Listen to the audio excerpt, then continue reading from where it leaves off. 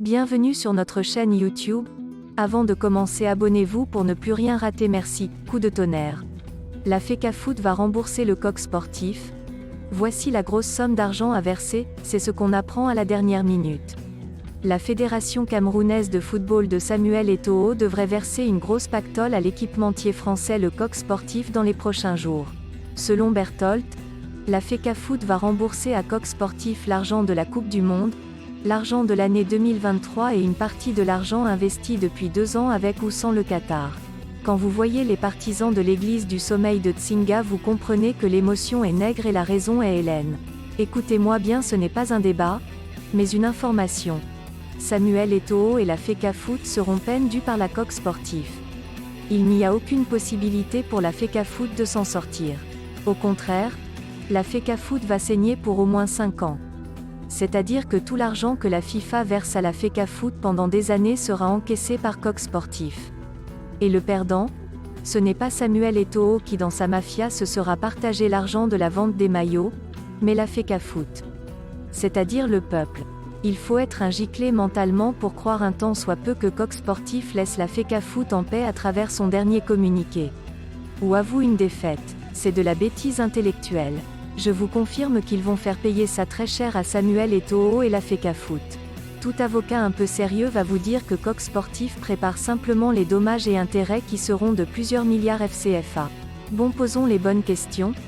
Est-ce que Coq Sportif a intérêt à vendre les maillots à 2 semaines de la Coupe du Monde? Non, ils sont en retard pour réaliser de bonnes ventes. Ils n'ont plus besoin quand on réfléchit avec le cerveau et non avec le cœur. Ce sont des capitalistes, ils font du business. Vos émotions, ils s'en foutent. Ils calculent. Ils ont compris qu'ils ont tout intérêt à pousser Samuel Eto'o à ne pas exécuter la décision de justice.